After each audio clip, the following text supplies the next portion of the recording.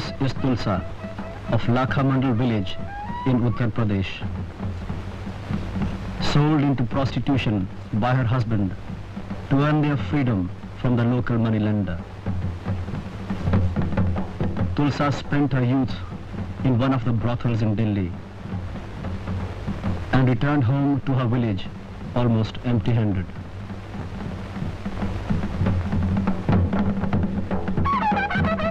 Every year, girls from these areas are sold by their husbands, fathers and brothers as a last resort to escape from the bondage of the moneylenders. The debts range from 50 to 200 rupees, and girls barely 12 or 14 years old are forced to leave their beloved mountains and take the journey to unknown destinations from which there is often no return.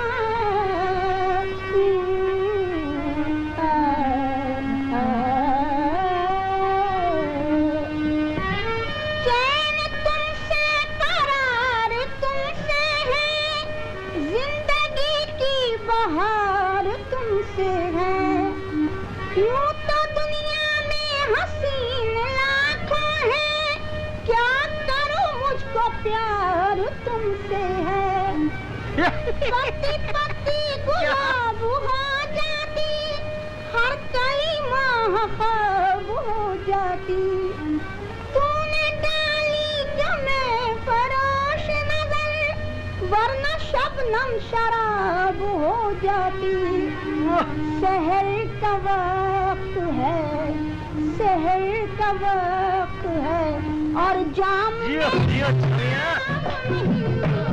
शहर का वक्त है और जाम में शराब नहीं क्या शेर था सुभान अल्लाह और जाम में शराब अरे जियो मेरी जान लाख बरस जियो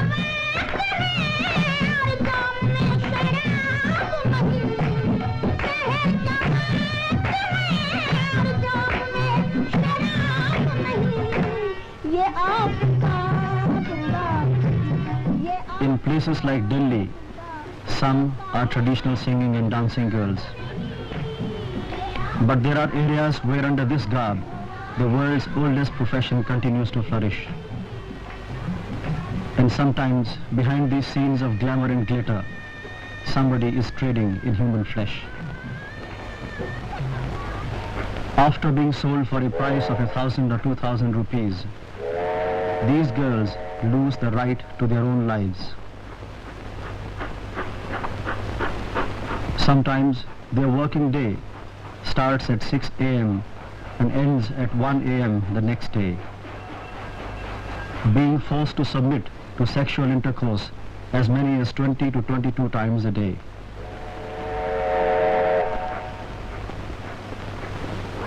In most places, out of the monthly allowance that many of them receive, these girls have to pay 10 rupees for the use of a fan, 10 rupees for the laundryman, and 20 rupees as the combined bribe to the people who control the area.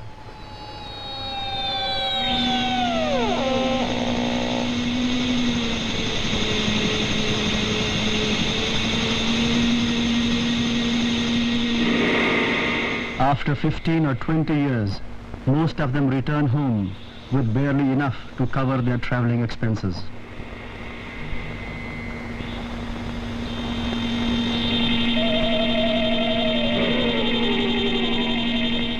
are families where generations had been under bondage for borrowing small sums of money. These people are utilized in all types of domestic and farm labor.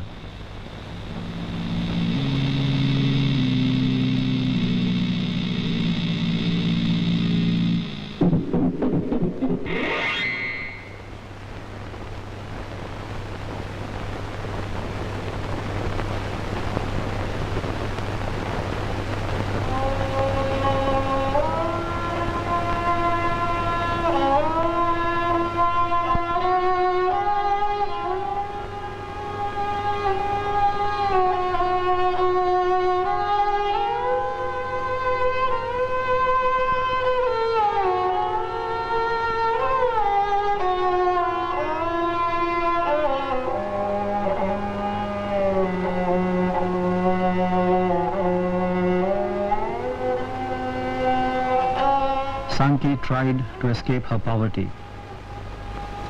She was sold to a brothel in Meerut.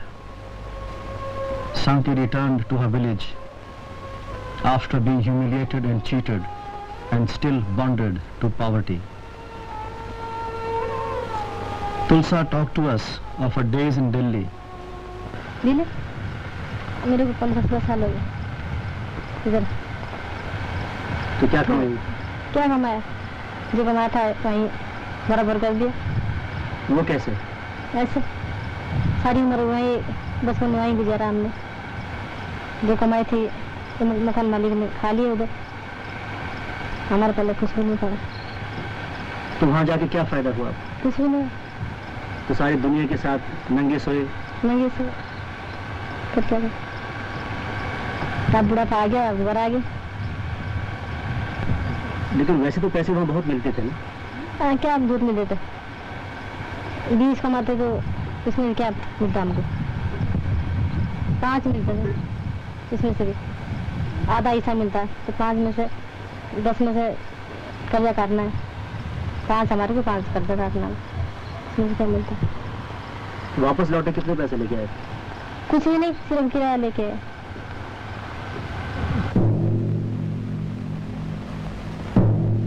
This is Bisla's picture taken at a brothel in Delhi. We asked her to tell us her story from the beginning. शुरू से हमने कहा। शुरू से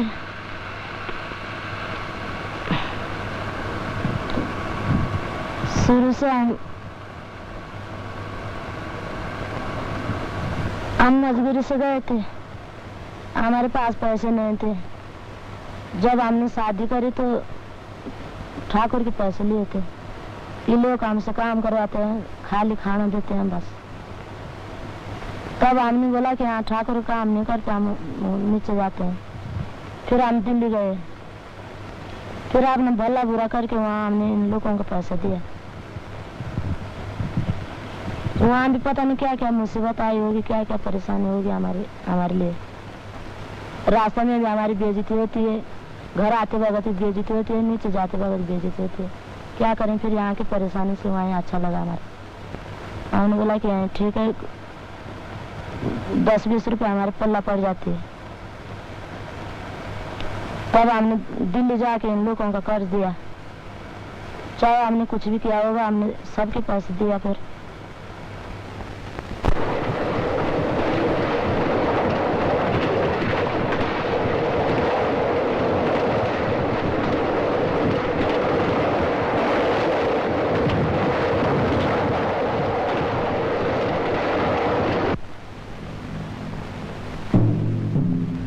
Our journey took us to Daltonganj in Bihar. The man said, "It is the animal poverty of the rural poor that makes them vulnerable to the exploitation of the moneylender. Bonded labor is called Sankya or Sevakiya in Bihar, Gothi in Odisha and Andhra Pradesh, Sagri in Rajasthan, and so on. The terminology might vary, but the concept and consequences remain the same. Human exploitation and degradation of the worst kind." Palamu जिले में जो सूदखोरी के खिलाफ अभियान चलाया जा रहा है, उसमें जो तथ्य आ रहे हैं उनसे शोषण और अत्याचार की बहुत ही दर्दनाक कहानी सामने आती है। गांव में इन सूदखोरों ने पहले तो गहने, कपड़े, बर्तन इत्यादि गिरवी पर रखे, जमीन गिरवी पर रखे और सूद की दर इतनी कड़ी थी कि ये 10 रुपया बढ़ते बढ़ते 100 रुपया, 200 रुपया, 1000 रुपया हो जाता है। और उस 1000 रुपये में उन गरीबों की, आदिवासी हरिजनों की जमीन 1 एकड़, 2 एकड़, 10 एकड़ वो महाजन लिखवा लेते हैं। जब इस अभियान के दौरान देहातों में लोगों से मिलने का मौका हुआ तो ऐसी दर्दनाक कहानी आई। एक कहानी ऐसी आई कि एक सूदखोर ने 10 रुपये बकाये के बदले में उस गरीब आदिवासी की बीवी को अपने पास रख लिया और तब तक उससे नहीं छोड़ा जब तक वो 10 रुपये उसके जमा नहीं हो गए। ऐसे भी दृष्टांत आए कि 100 रुपये बढ़ के इतने ज्यादा हो गए कि उस गरीब का 17 एकड़ जमीन उस सूदखोर के हवाले चला गया। ऐसे भी केस आए जिनमें कोई कागज तो लिखवाया नहीं गया जमीन के बारे में, लेकिन लाठी के बल पर, पहलवानों के बल पर जमीन कब्जे में कर ली गई और बेचारे गरीब देखते रह गए।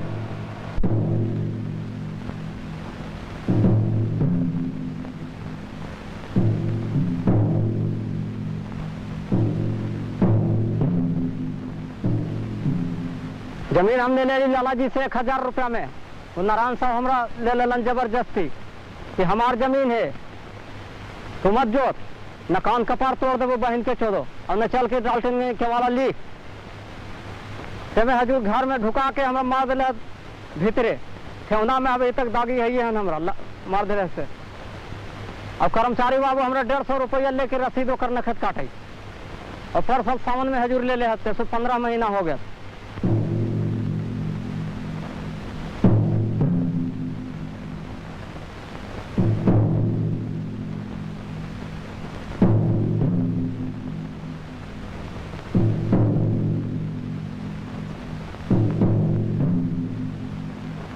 ये बिहार का पलामू जिला है। पलामू जिले का ये गढ़वा अनुमंडल और रंका प्रखंड, और उसी रंका प्रखंड के ये गरीब किसान जो अधिकांश तर आदिवासी और हरिजन हैं यहाँ इकट्ठे हुए अपनी समस्या को पलामू जिले के डिप्टी कमिश्नर की नज़र में लाने के लिए। इनकी समस्या क्या है? इनकी समस्या यह है कि इनके बाप दादों ने इनको इनके नाम से इनकी कुछ जमीन इनको छोड़ रखी थी। इन्होंने भूदान के जरिए भी कुछ जमीन पाई थी। इन्होंने सरकारी जमीन जो यूं ही गरमजरुआ पड़ा हुआ था, यानी जिस पर किसी का अधिकार नहीं था, उसको अपनी मेहनत से खेती के लायक बनाया था और काफी उपजाऊ बनाया। और वही जमीन आज इनके हाथ से निकल गई। कुछ ने सब खो दिया, कुछ के पास कुछ बाकी, और उसी जमीन पर इनको मजदूर के रूप में काम करना पड़ता है। कुछ बंधुआ हैं जो सेवकिया कहलाते हैं, कुछ बनिहार कहलाते हैं, यानी ऐसे लोग जो कहीं भी काम कर सकते हैं, और कुछ ऐसे भी हैं जो धर्मारू कहलाते हैं। ये धर्मारू वे लोग हैं जिनको मालिक 1 पैसा कर्ज भी नहीं देता, बल्कि पकड़ो और मारो अगर काम नहीं करे, और इस प्रकार उन लोगों से काम लिया जाता है। जरा सा भी अगर उन लोगों ने कोशिश की अपना सर उठाने की तो उनका सर फोड़ दिया जाता। गाँव वाला को नहीं देखा, हम पास में रही, बस गाड़ी मरलन बंदूक से पाछे गणसा पटकन भाला तरवार से भोग दिलन गोड़ में, यहाँ 2 गोड़ में खाप दिलन, यहाँ 2 आँख में डोब दिलन, यहाँ कपार में बेच दिलन, यहाँ 2 हाथ में 2 बापूत के हैं उ लाद में चढ़ के वहाँ दिलन। देखो ही का जाल बन लगे सर के वहाँ झूठ बोले बहन गुंडा लगवा के मरवा दिया दुखी सिंह सुमारू के। तीसरा में क्या हुआ कि उन लोग एको दिन जेल नहीं गए थे, एको दिन जेल नहीं।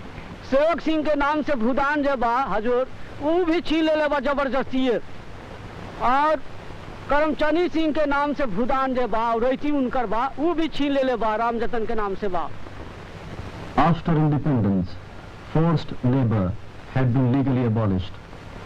But it was only after the declaration of emergency that the abolition of bonded labor really became meaningful. Earlier, almost every state had denied the very existence of bonded labor. But now they are vying with each other to free the largest number of people in bondage. Till October 1976, 55,555 bonded laborers had been released. But some experts in the field told us that this is only formal bondage, and that almost 50 to 60% of India's agricultural labor population lives in informal bondage. Informal bondage, which is perhaps even more exploited than those under technical bondage, because even the law cannot reach them. But then, who can help these people? Mass education,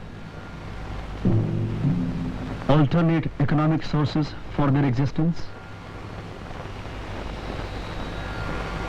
young and dedicated people from the cities going as a flood to every corner of the country.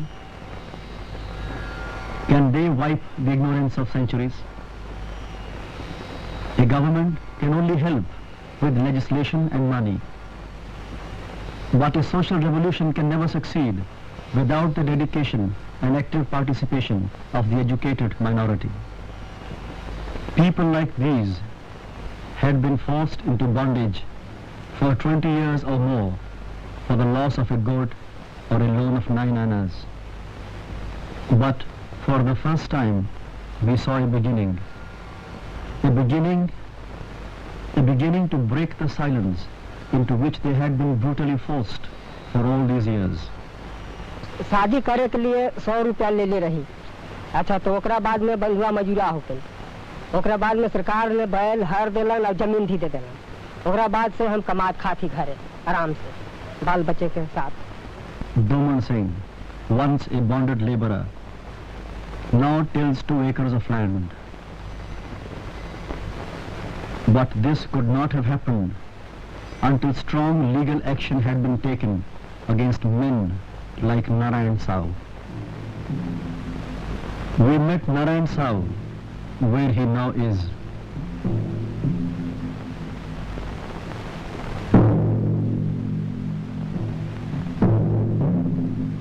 Narayan Sao, one of the biggest money lenders of the district, Pramukh of Chhatarpur block, and overlord of 65 villages. He lent money at fantastic rates of interest and treated his people, poor laborers, like cattle. But men like Narayan Sao shout slogans about the welfare of the poor and the downtrodden. But times are changing. Narayan Sao had a change of heart lately. Or did he?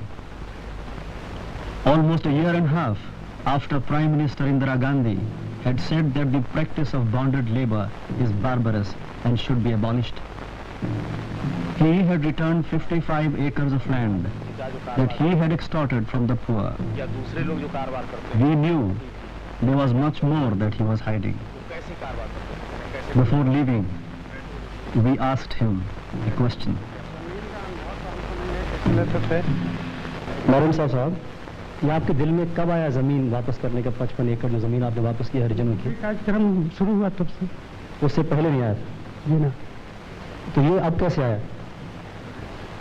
विश्वत्री कार्यक्रम शुरू होने से गरीब का वापस हो जाना चाहिए। यानी कि जब से 20 सूत्रीय कार्यक्रम शुरू हुआ है तब से आपको गरीबों का ख्याल आया है? और अगर ये ना होता तो फिर नहीं आता क्या? नहीं।